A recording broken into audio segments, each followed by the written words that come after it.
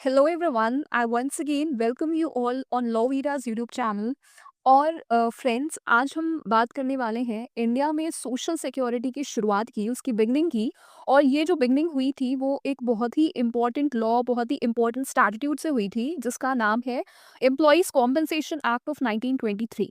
ठीक है।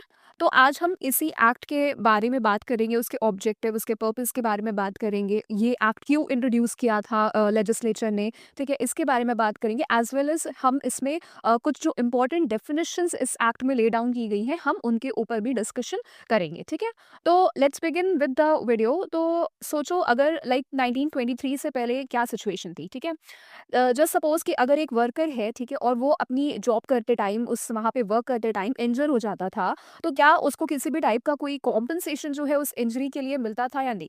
So the answer is that almost नहीं मिलता था। ठीक है, अगर वर्कर को इंजरी होती थी तो उसके लिए कॉम्पनसेशन जो लेना है वो बहुत ही मुश्किल था, क्योंकि उस टाइम पर सिर्फ कॉमन लॉ रूल्स जो है वो अप्लाई होते थे। एंड सिर्फ रेयर केसेस में अगर एम्प्लॉय की पर्सनल नेग्लिजेंस प्रूव हो जाए तभी वर्कर कुछ डैमेजेस क्लेम कर सकता था। ठीक है, प्रॉब्लम क्या थी? प्रॉब्लम ये थी कि नेग्लिजेंस को प्रूव करना बहुत ही टफ था, बहुत ही डिफिकल्ट होता था, इसलिए मेजॉरिटी वर्कर्स को कुछ भी कॉम्पनसेशन जो है वो नहीं मिलता था। ठीक है, एंड अगर मैं बात करूं कि अगर वर्कर की डेथ हो जाए, ठीक है, तो उसमें उस केस में क्या होता था, तो अब जो उसके डिपेंडेंट्स होते थे, जो फैमिली मेंबर्स होते थे, वो क्या कर सकते थे, तो वो क्लेम कर सकते थे under the fatal accidents act of 1855, but सिर्फ तब जब डेथ किसी रॉन्गफुल एक्ट, नेग्लेक्ट या फॉल्ट की वजह से हुई हो। ठीक है, मतलब कि हर केस में, हर सिनेरियो में कॉम्पनसेशन नहीं मिलता था, सिर्फ लिमिटेड सिचुएशंस जो थी उन्हीं में कॉम्पनसेशन को वो अवेल कर सकते थे। ठीक है, इसीलिए 1921 में गवर्नमेंट ने रियलाइज किया कि वर्कर्स को प्रोटेक्शन देना जो है वो काफी जरूरी है, एक इंपॉर्टेंट जिम्मेदारी है। इसीलिए कॉम्पनसेशन के लिए प्रपोजल्स बनाए गए और इन प्रपोजल्स को पब्लिक ओपिनियन के लिए सर्कुलेट किया गया, और इसका जो आउटकम है वो ये होता है कि इन प्रपोजल्स को बहुत ही जनरल सपोर्ट मिला। तो अब ये फाइनली जो मार्च 1923 है उसमें एक्ट जो है वो पास हुआ, और 1 जुलाई 1924 से ये एक्ट जो है वो एनफोर्स कर दिया गया। ठीक है, दैट की इम्प्लीमेंट हो गया वो। ठीक है, तो जस्ट रिमेंबर दिस डेट कि ये पास हुआ था 1923 में और एनफोर्स किया गया था 1 जुलाई 1924 में। ठीक है, और इस एक्ट का क्या मेन पर्पस था? वो था कि वर्कर्स को इंजरी या डेथ के केस में कॉम्पनसेशन इंश्योर करना और एम्प्लॉयर की लाइबिलिटी को क्लियरली डिफाइन करना। ठीक है, अब इस एक्ट के कुछ इंपॉर्टेंट फीचर्स है, जैसे कि इसमें टोटल 36 सेक्शंस हैं और 4 स्केड्यूल्स जो है वो डाउन किए गए हैं, वो दिए गए हैं। लेटर ऑन इस एक्ट में काफ़ी अमेंडमेंट्स भी किए गए, ताकि टाइम के साथ वर्कर्स की जो प्रोटेक्शन है वो और भी स्ट्रॉन्ग जो है वो हो सके। ठीक है, अब हम बढ़ते हैं कि देखते हैं कि क्या इस एक्ट का ऑब्जेक्टिव है। सो इस एक्ट का सबसे इम्पॉर्टेंट ऑब्जेक्टिव है एम्प्लॉयर पर लीगल ऑब्लिगेशन डालना, कि अगर वर्कर को एम्प्लॉयमेंट के दौरान एक्सीडेंट हो जाए तो एम्प्लॉयर को कॉम्पनसेशन जो है वो देना ही पड़ेगा। ठीक है, यहाँ पे एक जो बहुत ही इंपॉर्टेंट बात है जो आपको याद रखने, मतलब बहुत ज़्यादा ज़रूरी है याद रखना, दैट इज कि एक्सीडेंट होना चाहिए अराइजिंग आउट ऑफ एम्प्लॉयमेंट या फिर in the course of employment. ठीक है, मतलब काम की वजह से या तो वो एक्सीडेंट हुआ हो या फिर काम करते टाइम पर वो जो पर्टिकुलर एक्सीडेंट है जिसके लिए कॉम्पनसेशन क्लेम किया जा रहा है वो हुआ हो। ठीक है, so do remember this thing.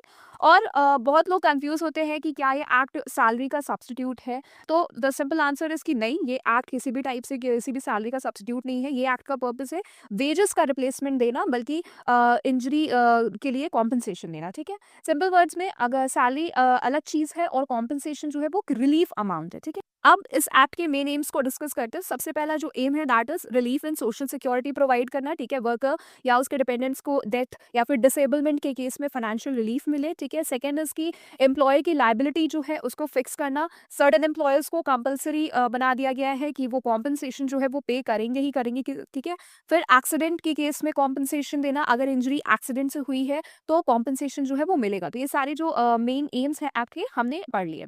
अब एक क्वेश्चन आता है कि ये जो कॉम्पनसेशन है वो कब मिलेगा। ठीक है, तो कॉम्पनसेशन जो है वो ऑटोमेटिकली नहीं मिलता है। सेक्शन 3 के अकॉर्डिंग कुछ कंडीशंस जो है वो फुलफिल होनी चाहिए, प्रॉपर प्रोसीजर फॉलो करना होता है, तभी वर्कर जो है वो क्लेम कर सकता है। और कॉम्पनसेशन कैलकुलेट होगा एक्सीडेंट की डेट के बेसिस पर, मतलब जो रेट्स एक्सीडेंट के टाइम पे एप्लीकेबल थे वही यहाँ पे भी अप्लाई होंगे। और एक बहुत ही इंपॉर्टेंट पॉइंट है वो ये है कि वर्कर को कॉम्पनसेशन मिल सकता है इवन इफ उसकी खुद की नेग्लिजेंस हो। मतलब अगर वर्कर की गलती भी हो हो तब भी वो कॉम्पेंसेशन जो है वो क्लेम कर सकता है, एक्सेप्ट कुछ सीरियस एक्सेप्शंस हैं, उस केस में वो नहीं कर सकता है, ठीक है। और ये जो अमाउंट ऑफ कॉम्पेंसेशन है वो कैसे डिसाइड होता है, तो एक्ट जो है वो क्लियरली बताता है कि डिफरेंट सिचुएशंस के लिए डिफरेंट अमाउंट्स, यानी कि डेथ के टाइम पे दूसरी अमाउंट होगी, परमानेंट डिसेबिलिटी, पार्शियल डिसेबिलिटी, ठीक है। तो इन सब के बेसिस पे डिफरेंट डिफरेंट सिचुएशंस के बेसिस पे डिफरेंट अमाउंट्स होती है एंड एम्प्लॉयर को पता होता है कितना कॉम्पेंसेशन देना पड़ेगा। पहले जो अनसर्टेनिटी थी वो इस एक्ट के आने के बाद से खत्म। देन हम बढ़ते हैं एक डॉक्ट्रीन की तरफ, that is doctrine of added peril, ठीक है। तो ये क्या होता है, तो ये एक बहुत ही इंपॉर्टेंट कॉन्सेप्ट है जो कि एग्जाम्स में भी पूछा जाता है, ठीक है। सिंपल लैंग्वेज में अगर मैं आपको एक्सप्लेन करूँ, तो अगर कोई एम्प्लॉय अपनी ड्यूटी के बाहर जाकर ऐसा काम करता है जो उस काम का हिस्सा नहीं है, पार्ट नहीं है, और जिसमें एक्स्ट्रा डेंजर यानी कि किसी भी टाइप का कोई एडिशनल रिस्क इन्वॉल्व है, तो एम्प्लॉयर जो है उस केस में लायबल नहीं होगा कॉम्पेंसेशन देने के लिए, ठीक है। सो इसमें जो कोर आइडिया है वो आपको समझना चाहिए कि वर्कर को कॉम्पेंसेशन तभी मिलेगा जब injury in the course of employment में हो।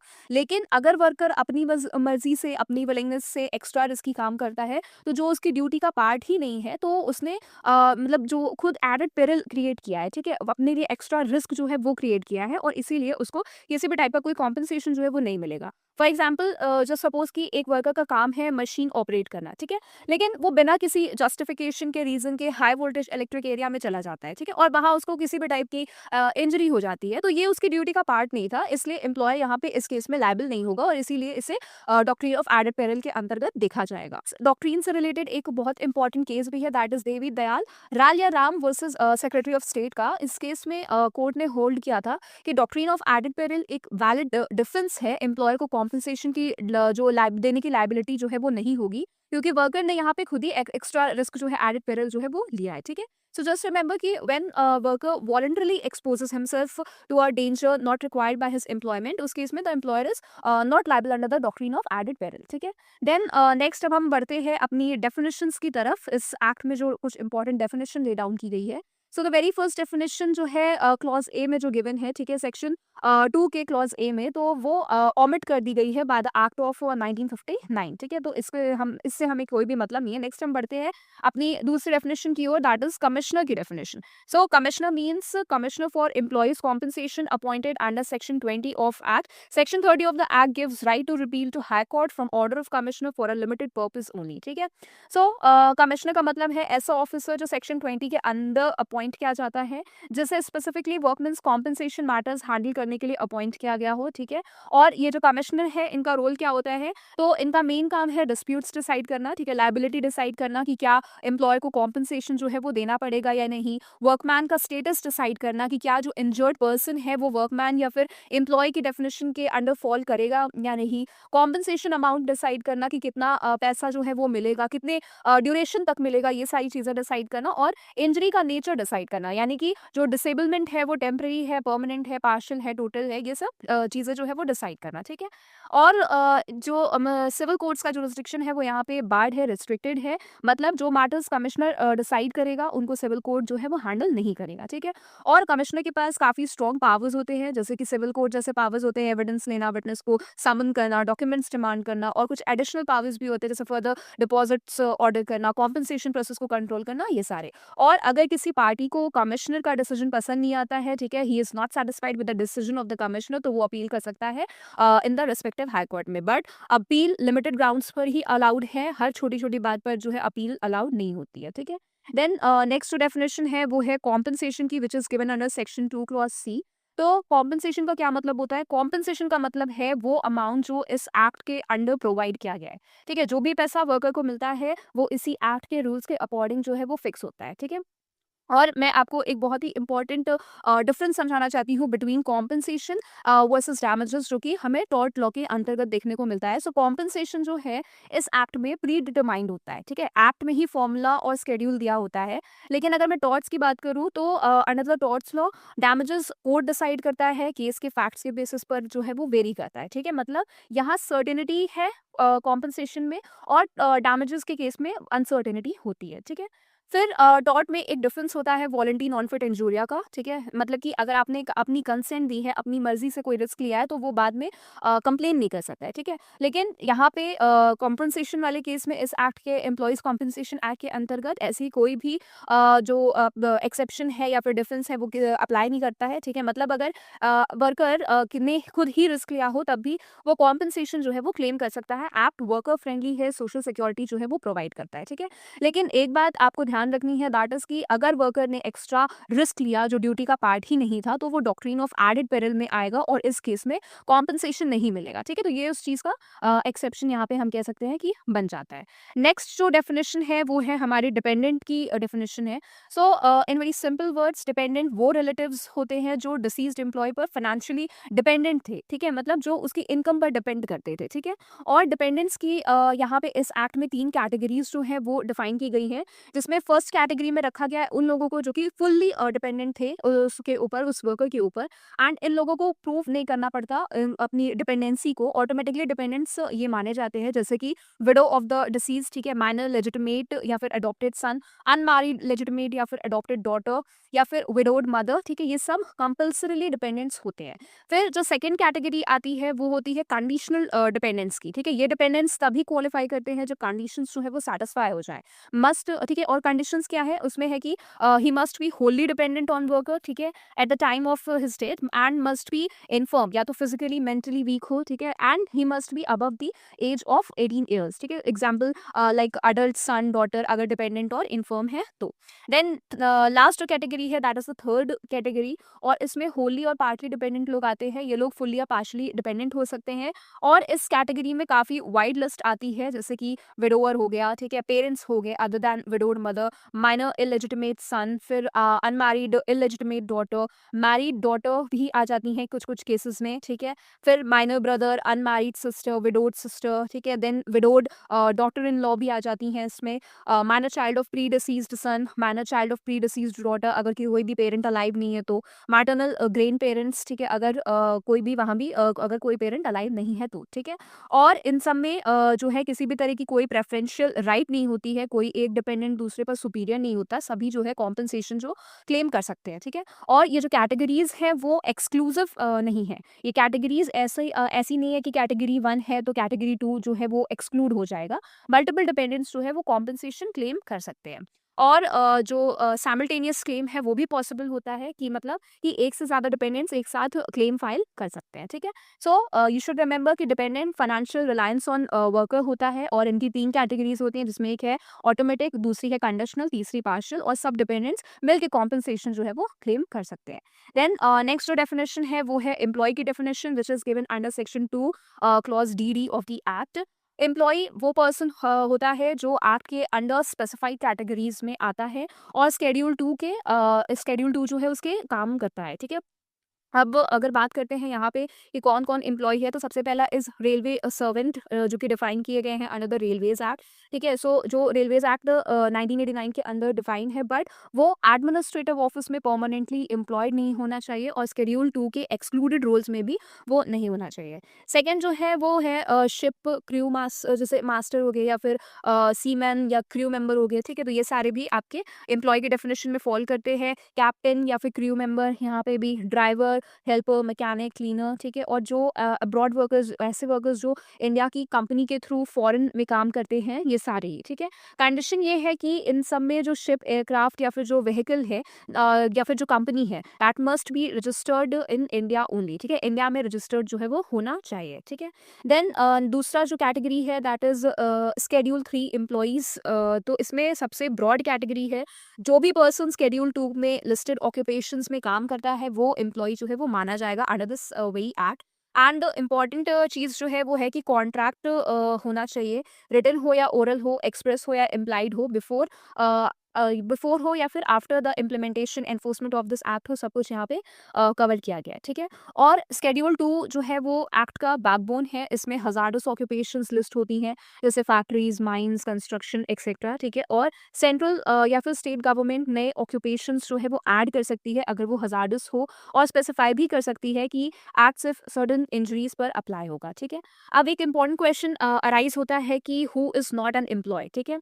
तो आर्म्ड फोर्सेस के member member army, navy, air force जो है उनके जो मेंबर्स होते हैं वो यहाँ पे कवर्ड नहीं। Now next we have the definition of employer, ठीक है, जो कि गिवन है अंडर सेक्शन 2 क्लॉज ई। सो इस एक्ट का सबसे क्रूशियल एलिमेंट है एम्प्लॉयर, क्योंकि कॉम्पनसेशन देने की जो लाइबिलिटी है वो सिर्फ एम्प्लॉयर पर ही होती है।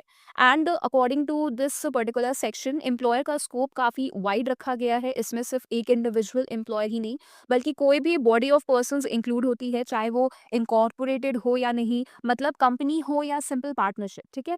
इसके अलावा मैनेजिंग एजेंट भी एम्प्लॉयर माना जाता है, और अगर एम्प्लॉय की डेथ हो जाए तो उसका लीगल रिप्रेजेंटेटिव जो है वो भी लाइबिलिटी बेयर करेगा।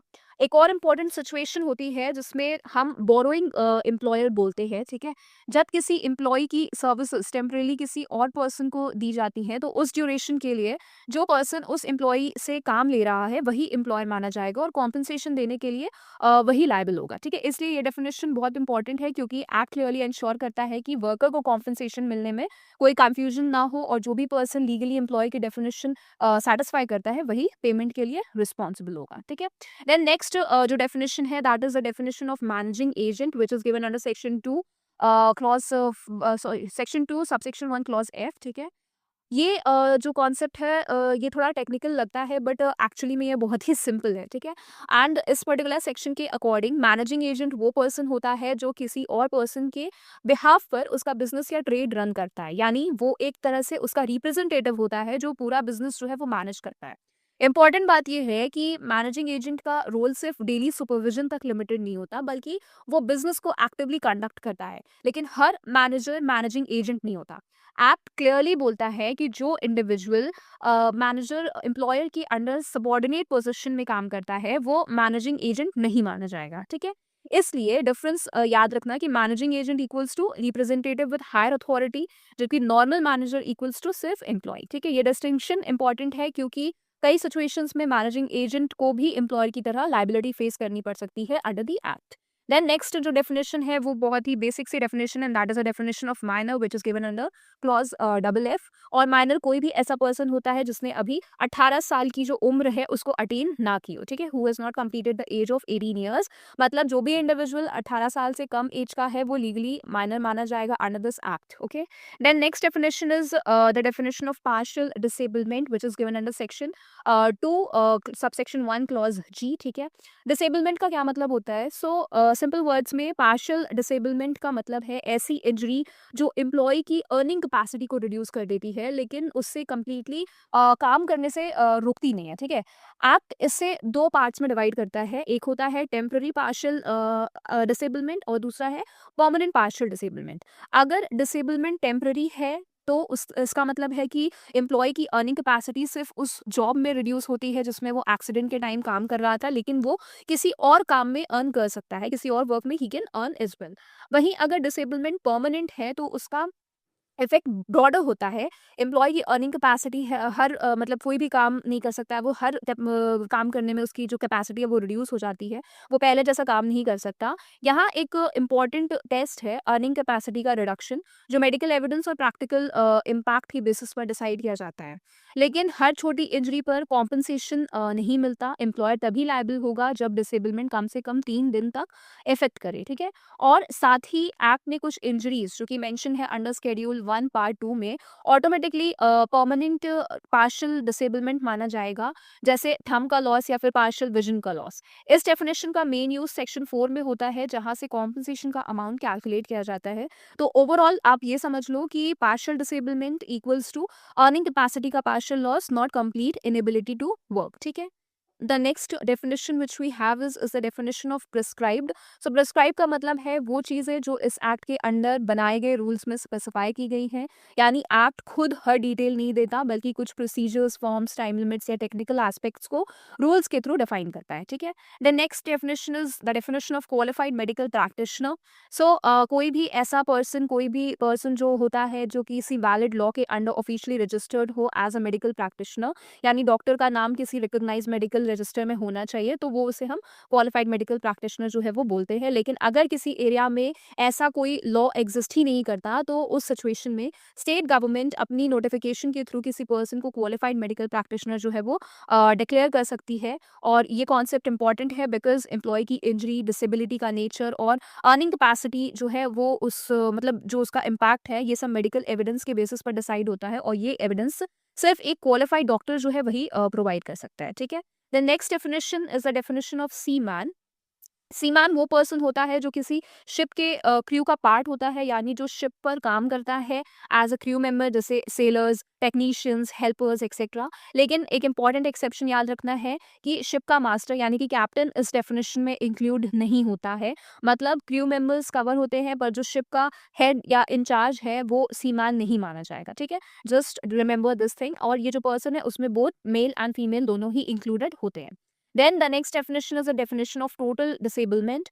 So total disablement का मतलब है ऐसी कंडीशन जिसमें एम्प्लॉय किसी भी टाइप का वर्क करने के लिए completely इनकैपेबल हो जाता है। मतलब वो उन सभी कामों को करने में असमर्थ हो जाता है जो वो एक्सीडेंट के टाइम कर सकता था। यहाँ एक इम्पॉर्टेंट डिस्टिंक्शन समझना ज़रूरी है, और वो ये सिर्फ उस स्पेसिफिक जॉब तक लिमिटेड नहीं है जो पहले कर रहा था, बल्कि ऑल वर्क का कॉन्सेप्ट है। मतलब हर वो काम जो करने की कैपेसिटी रखता था। ठीक है, इसलिए टोटल डिसेबलमेंट का मतलब होता है 100% loss of earning capacity.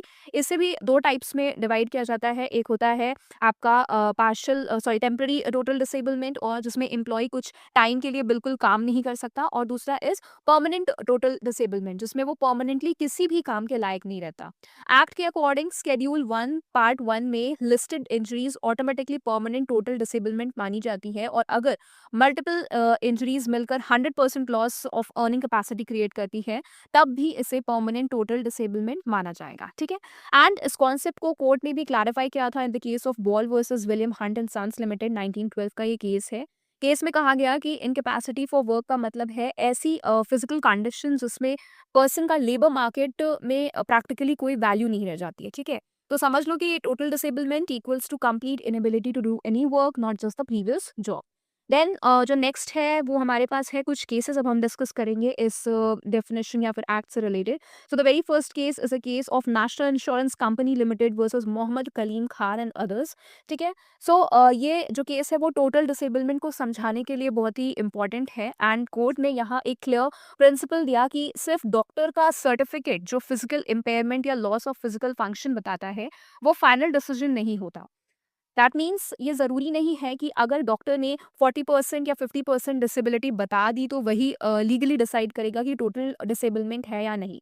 Employ की अर्निंग कैपेसिटी और एम्प्लॉयबिलिटी पर कोर्ट जो है वो फोकस किया था। अगर इंजरी के बाद एम्प्लॉय की कंडीशन ऐसी हो जाए कि वो किसी भी टाइप का काम नहीं कर पाए या उसे किसी भी जॉब के लिए एम्प्लॉय ही नहीं किया जा सके, तो उस सिचुएशन में टोटल परमानेंट डिसेबलमेंट जो है वो माना जाएगा। ठीक है, ऐसा इस केस में कहा गया था। देन नेक्स्ट जो डेफिनेशन है that is a definition of wages. So wages का मतलब होता है कोई भी ऐसा प्रिविलेज या बेनिफिट जो एम्प्लॉय को मिलता है और जिसे मनी में एस्टिमेट जो है वो किया जा सकता है। दैट मीन्स सिर्फ बेसिक सैलरी ही नहीं बल्कि वो सब बेनिफिट्स भी वेजेस में इंक्लूड होते हैं जो मॉनेटरी वैल्यू रखते हैं। और एक इम्पॉर्टेंट बात ये है कि ये जो डेफिनेशन है वो एग्जॉस्टिव नहीं है, मतलब इसको वाइड इंटरप्रिटेशन जो है वो दिया जा सकता है। ठीक है, लेकिन एक्ट क्लियरली बताता है कि कुछ चीज़ें वेजेस के डेफिनेशन में फॉल नहीं करेंगी, जैसे कि ट्रैवलिंग अलाउंस या फिर एम्प्लॉयर का कंट्रीब्यूशन टुवर्ड्स पेंशन या प्रोविडेंट फंड, कोई भी अमाउंट जो एम्प्लॉय को स्पेशल एक्सपेंसेस कवर करने के लिए दिया गया हो। ठीक है, या फिर लीव एनकैशमेंट या लीव कैरी फॉरवर्ड बेनिफिट्स, ये सब जो है वेजेस की डेफिनेशन में कवर नहीं होते हैं। अब बात करते हैं कि इन वेजेस में क्या इंक्लूड होता है। ठीक है, प्रिविलेजेस और benefits included in wages. So wages में जनरली ये बेनिफिट्स इंक्लूड हो सकते हैं, जैसे कि फ्री अकोमोडेशन, मैटरनिटी बेनिफिट, ठीक है, जो कि वुमेन को दी जाती है while delivering child, dearness allowance, DA वगैरह, ओवर टाइम पे, ठीक है, फूड या क्लॉथिंग के फॉर्म में बेनिफिट्स, ग्रेटिटी किस कुछ सर्टेन कॉन्टेक्स्ट में, बोनस, ये सारे जो है वो वेजेस के डेफिनेशन में फॉलो करते हैं। ठीक है, सो यहाँ पे हमने सारी डेफिनेशंस को भी डिस्कस कर लिया which are given in the employees compensation act of 1923। I hope and believe कि आपको आज की ये वीडियो अच्छे से समझ में आई होगी। You would have been able to grasp the things which I wanted to convey to you. ठीक है, मिलते हैं अगली वीडियो में जिसमें हम बात करेंगे इससे ही एक्ट से रिलेटेड किसी दूसरे टॉपिक के ऊपर। Till then thank you and take care.